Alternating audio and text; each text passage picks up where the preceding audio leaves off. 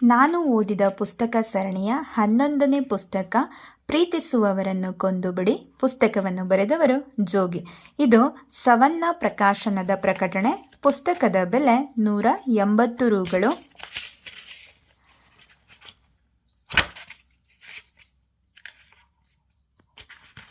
ಪ್ರೀತಿಸಿದವರ ಮೊದಲ ಕೊಲೆ. ಕರ್ದಮ ಪ್ರಜಾಪತಿ ಮತ್ತು ದೇವಹೂತಿಯ ಮಕ್ಕಳಾದ ಜಯ ಮತ್ತು ವಿಜಯರು ತಮ್ಮ ಕಪಿಲನಂತೆ ಮುನಿಯೂ ಆಗದೆ, ದೊಡ್ಡಮ್ಮನ ಮಗನಂತೆ ಕುಬೇರರೂ ಆಗದೆ ರಂಪರಾದ್ಧಾಂತ ಮಾಡಿಕೊಂಡು ಓಡಾಡಿಕೊಂಡಿದ್ದರು.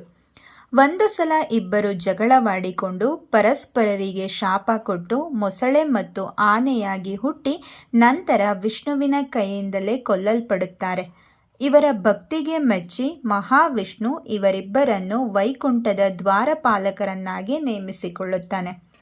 ಹರಿಯೇ ಸರ್ವಸ್ವ ಎಂದು ನಂಬಿ ಇವರು ದ್ವಾರಪಾಲಕರ ಕೆಲಸ ಮಾಡಿಕೊಂಡಿರಬೇಕಾದರೆ ಒಂದು ದಿನ ಸನಕ ಸನಂದರೆಂಬ ಮುನಿಗಳು ಮಹಾವಿಷ್ಣುವನ್ನು ನೋಡಲು ಬರುತ್ತಾರೆ.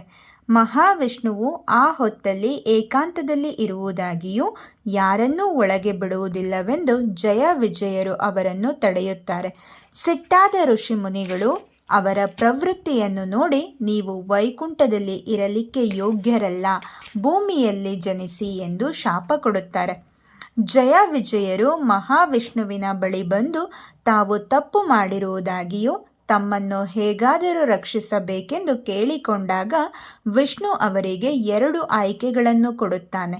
ಸಜ್ಜನರಾಗಿ ಭೂಮಿಯಲ್ಲಿ 7 ಜನ್ಮಗಳನ್ನು ಎತ್ತಿ ಪೂರೈಸಿ ನಂತರ ವೈಕುಂಠಕ್ಕೆ ಮರಳುವುದು, ಅಥವಾ ದುರ್ಜನರಾಗಿ 3 ಜನ್ಮಗಳನ್ನು ಎತ್ತುವುದು. ಆ 3 ಜನ್ಮದಲ್ಲೂ ಮಹಾವಿಷ್ಣುವೇ ಅವತಾರ ಎತ್ತಿ ಅವರನ್ನು ಕೊಂದು ಮತ್ತೆ ಅವರನ್ನು ವೈಕುಂಠಕ್ಕೆ ಸೇರಿಸಿಕೊಳ್ಳುವುದು. 7 ಜನ್ಮಾಂತರದ ಕಾಲ ಮಹಾವಿಷ್ಣುವಿನಿಂದ ದೂರ ಇರಲು ಒಪ್ಪದ ಜಯ ವಿಜಯರು ರಾಕ್ಷಸರಾಗಿ 3 ಜನ್ಮ ಎತ್ತಲು ನಿರ್ಧರಿಸುತ್ತಾರೆ. ಹಿರಣ್ಯಾಕ್ಷ, ಹಿರಣ್ಯಕಶಿಪು, ರಾವಣ, ಕುಂಭಕರ್ಣ, ಶಿಶುಪಾಲ, ದಂತವಕ್ರರಾಗಿ ಜನ್ಮ ಎತ್ತುತ್ತಾರೆ. ಅವರನ್ನು ಮಹಾವಿಷ್ಣುವು ವರಾಹ, ನರಸಿಂಹ, ಶ್ರೀರಾಮ ಹಾಗೂ ಶ್ರೀಕೃಷ್ಣನಾಗಿ ಅವತಾರ ಎತ್ತಿ ಕೊಂದು ಮತ್ತೆ ತನ್ನೆಡೆಗೆ ಸೇರಿಸಿಕೊಳ್ಳುತ್ತಾನೆ. ತಾನು ಅತ್ಯಂತ ಹೆಚ್ಚು ಪ್ರೀತಿಸುವವರು ಮತ್ತೊಂದು ಅವತಾರದಲ್ಲಿ ಕಾಣಿಸಿಕೊಂಡಾಗ ಅವರನ್ನು ಕೊಲ್ಲುವುದಕ್ಕೆ ಪ್ರೀತಿಸುವವನು ಕೂಡ ಬೇರೆಯೇ ಅವತಾರ ಎತ್ತಬೇಕಾಗುತ್ತದೆ. ಪ್ರೀತಿಸಿದವರನ್ನು ಕೊಲ್ಲುವುದು ಕೂಡ ಅವರಿಗೆ ಮತ್ತಷ್ಟು ಹತ್ತಿರವಾಗುವ ಒಂದು ಕ್ರಮ.